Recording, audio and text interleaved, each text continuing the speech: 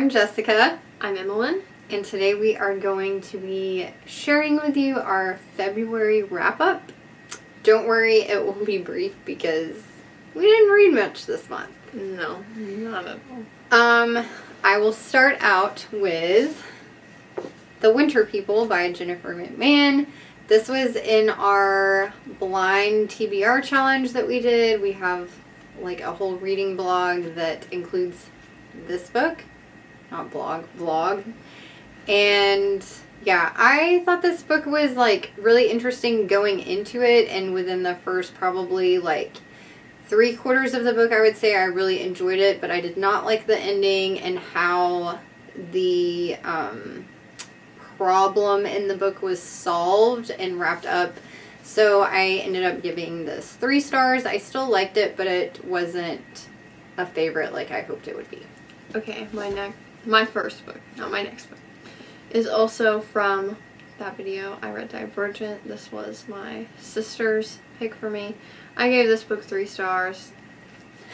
If you don't know the story of Divergent, feel free to check out that video. But this is or just watch the movie. A dystopian, urban fantasy story, mostly focused on the romance. It's not really super plot heavy. I've only read the first book, so I'm not sure if it's one that like gets better with time. I don't know. If you are a very nostalgic person over that time period of the Hunger Games, Maze Runner, all that, check it out. And the cover is way more vibrant. Yes, they just these are like what? Covers. 10th anniversary. Oh yeah, anniversary. I think Ellie said she was not embarrassed to read this in public when this cover came out. Okay, the next book on my blind TBR challenge was What Lies in the Woods by K. Alice Marshall. This was my second K. Alice Marshall book to read, and I had really high hopes going into this that I would like this book and it would be like a redeeming moment, if you will, for K. Alice Marshall, and it was. I enjoyed this much more than These Fleeting Shadows. Yeah, it was very interesting, very, I don't know, like it wasn't fast paced I would say, but it was like just a good enough cadence throughout that kept you like wanting to finish reading it. But it was very much almost like a psychological thriller in some aspects, and I thought she did a really good job transitioning into the adult fiction world with this book, and I give it 4 stars. Okay, my next book was also for that video. Again, this is Sky in the Deep by Adrienne Young. If you don't know me, Adrienne Young is one of my favorite authors, and my boyfriend picked this book for me because he said something about the name like contradicting itself. Sky Deep. Yeah, it was interesting, and because it had an axe on the cover. Okay. This is like a Viking standalone novel. So good. I'm so sad that there isn't more, and I'm holding on to hope that she will come back to this story. This is her debut novel. It deserves it. So I feel like she needs to come back to it. Continue the story. She deserves it. There's a lot that could still be done, especially the world in which that's set in is really cool. Yeah. Let's see. The next book I picked up was a digital arc from NetGalley of Memory Lane. Digital arc from NetGalley by Becky Wade. I've never heard of this author before, but I saw this on NetGalley and I just thought the cover looked really cute, and then I started reading the synopsis and was like, why not? We'll give it a shot. Memory Lane is a Christian romance. And I know sometimes like Christian romances probably get a bad rap and seem like they're going to be super cheesy going in, and I did not feel like that was the case at all. But this book is about a guy who mysteriously ends up in the ocean drowning, and this girl named Remy looks out her window and sees this man. She goes and rescues him, and then he has to like convalesce at her little cottage because she lives in a very remote location in Maine. There's like no hospitals, no doctors, nothing. Like the closest thing you have to get on a plane or a boat to get to. So he stays at her house. He has a lot of injuries and he also has amnesia. And she's like super annoyed that this guy is having to convalesce at her house because she's kind of a hermit. She really likes her space. She likes her routine that she's in, and he's totally just disrupting it. And he's also very high maintenance. And she's like, why is this dude so high maintenance? Like, is he a displaced duke or something? Like, who does he think he is? So as time goes on, like, he starts learning more about himself. She starts learning more about his past. She kind of starts having feelings for him, but she doesn't know what to do with them because she's had a lot of trauma in her life, and so she kind of just prefers to keep herself out of relationships. But anyways, there's a lot of history surrounding how he ended up in the middle of the ocean. He comes from a very high-profile family, and that comes into play with how he got himself into that situation. But overall, it was just a very sweet story. I really enjoyed it, and it's actually going to be a series now, I believe. And I think the second book is going to focus on the main character's brother, Jude, who is introduced into the story. But yeah, I really enjoyed it. I thought it had like a lot of good messages in it, just about like how you don't choose your family, how you can't always be in control of like things that happen to you because of the people around you, and just thoughts on like dealing with grief and other things. But I really enjoyed it, and I give it 4 stars, and I will definitely be checking out other books by her. Okay, my next book was also digital, and it was What Happens After Midnight by K.L. Walther. She is the author of The Summer of Broken Rules, which was extremely popular last year. I mean, it's still popular, but it was at its peak. And I received this book as an ARC. It releases June 27th of this year. And this follows Lily. She's a senior, and her mom is a teacher at this private school, so she gets to go for free. She lives in like one of the teacher houses, you know.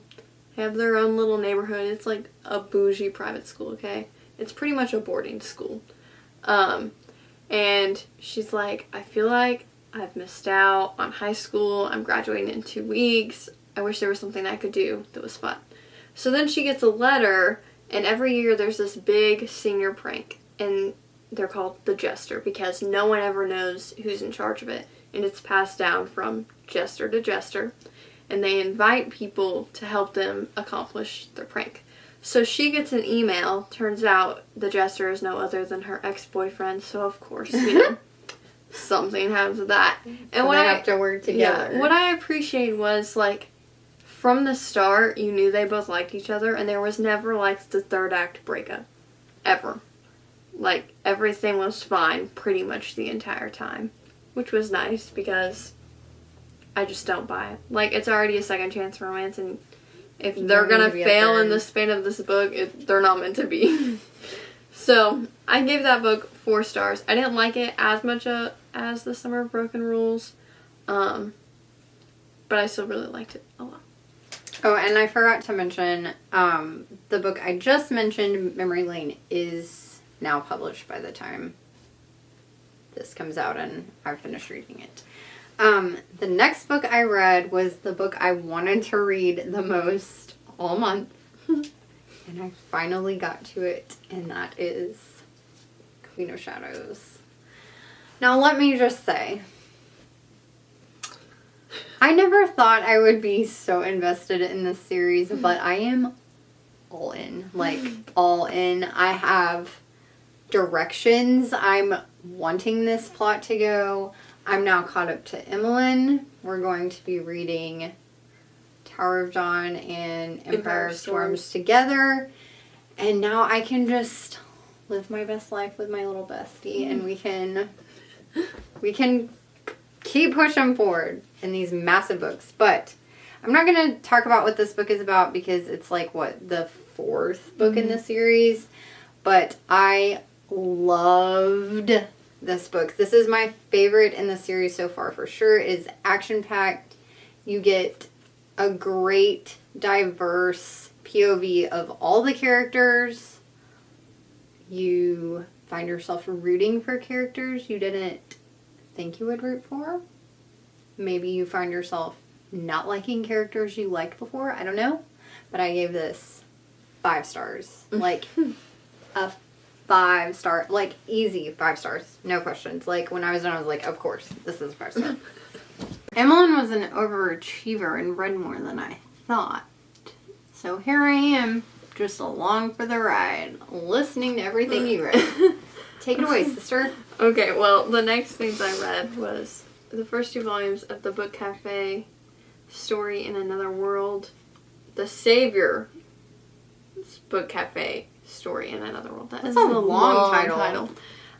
This is a manga series. They're still coming out. I think the 5th one is coming out this year. There's not really a huge plot in these, but the illustrations are so cute. The first book, literally, the main girl doesn't even leave the cafe. Like, it's literally people come and read, and it's pretty much like a library that has books, and she has, like, all these powers and stuff, and it's just adorable. This is, like, my second manga ever, so I don't know if it's really that great, or if I just don't know what the standard is, but I really liked it. How you rate manga either. Is it, like, just off of enjoyment alone? Is it off of the illustrations? Is it off of plot and enjoyment? That's what I did. Like, this one I gave 5 stars, this one I gave 4. Okay, and then I'll just go again. My next book was Murder Your Employer by, Rupert Holmes. This was also a Neck Alley book, but it has now been published. I gave this book 3 stars. It is Murder Your Employer, The McMaster's Guide to Homicide. And basically, we follow 3 different POVs. They're all trying to murder their boss. In this book, they call it Deleting Them. Oh. Which is kind of funny. But it mostly takes place at the school, and then about the last half of the book takes place after the school. But basically, your thesis is like how you're going to kill someone, how you're not going to get caught, yada yada. If you don't succeed with that, the people of the school will come and kill you because you know too much. Nobody knows where the school is located. They pretty much like kidnap you so that you don't know, even if you like sign up to go yourself, because it's a mysterious location.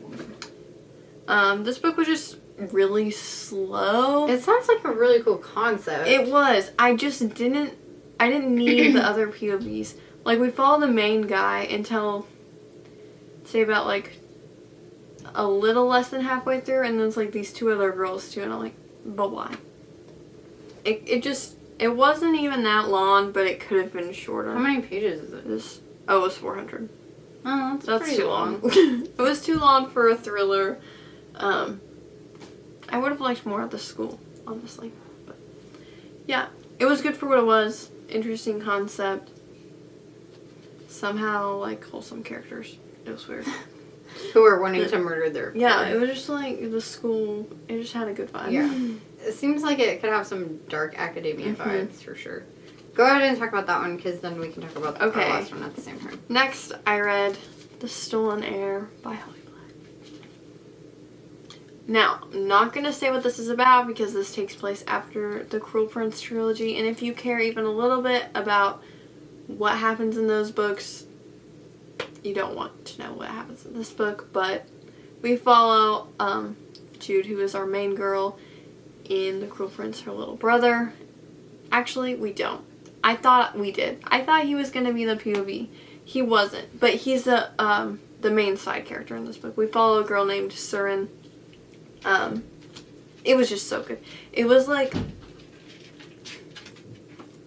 everything is just interrupting me. There's a lot of noises going on in our house, and there's only one other person here right now.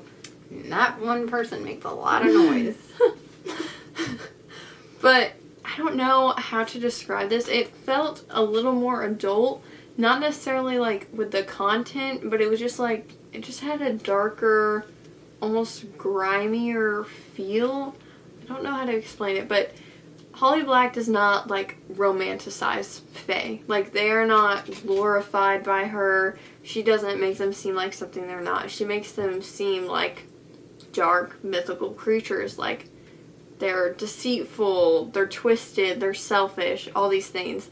And I really like that because I don't feel like a lot of books are like that. They're just like fae, royalty, romance. No, no, no. These people, you need to be afraid of them. And I like that a lot. So I give this book 4 stars. It's a duology. Oh, it is? But the ending I give 5 stars because I'm so nervous. Do we know what the second one's going to be called yet? Or is it like to be announced later? I think it has been released. The title, but not the cover. It comes out next year, I believe. Let's see. Yeah. The Prisoner's Throne. Right now it just says, it says it'll come out February 27th of next year. So that's so long. Okay, the last book I read, which was also the last book you read of this month, right? Was Daisy Jones and the Six in anticipation. Look, it's raining again. I said it was going to rain again. In anticipation for the show coming out tomorrow. Yeah. Which I had plans with somebody tomorrow. Like, actually more than one person. Like, for all day. And they got canceled. And I'm really happy about it. So I can come home and watch this after work. But the annoying thing is, Mom and Ellie want to watch it, so I gotta wait. You do. But we buddy read this together. This was my first time reading it. Emmalynn the second time. And we made a reading vlog with, like, basically chapter recaps. So if you're wanting to watch the show, but you want to know if it's accurate to the book without having to read the book, or if you've already read the book and you want a refresher, you can watch our vlog. It's very detailed. It's a little long. But, you know, just turn it on like a podcast in the background while you're doing something and we get to go to watch the show. I am scared because I saw a clip they released today of, like, when Billy meets Camilla. Oh, I saw that yesterday. And it was not what happened I in the know. book. I thought that exact same thing when I saw it. And I'm scared. I'm scared. Yeah, that's not... How they meet in the show is, not how they meet in the book. I mean, I know it's still going to be good. Yeah. But I know they probably had to add things to make it long enough. If you want my initial thoughts of reading this for the first time, you can watch that vlog. I will say, for, like, appreciation of creativity and originality, I gave this 5 stars. There were some things about it I didn't like. There are obviously things in this book, as far as content, that I don't agree with, because there's a lot of immoral things happening in this book. But I did, and I do appreciate how original Taylor Jenkins Reid was in writing this and creating the author's note alone that makes you question whether Daisy Jones and the Six was a real band. And then you read this story and you turn to the back and there's all these lyrics and you're like, okay, here I am again questioning, was this really a band? So the ability for an author to do that, I feel like that's some serious talent. Like, making you question your own reality. Yeah. Like, did this band exist and I am just unaware? I don't know. But anyways, I give this book 5 stars, and I am very excited for the show and all of the 70s vibes. Oh, yeah. And Riley, can't remember how you say her last name. Keo. Anyways, the girl who plays Daisy, I'm like, I get bangs? We just found out, or realized, that she is Elvis's eldest grandchild, I think. And I was like, what? Like, of course you have to be an actor in a band then. Like, that's your rite of passage as a Presley family member. Like, if you're not going to be in a band and pursue a musical career, you have to at least act as one, you know? So that's pretty cool. That makes me, like, way more interested to watch this show just to see, like, what she's like. It's weird because if you just think about him, it seems like he was around so long ago. Mm-hmm. But she's only, like, 30.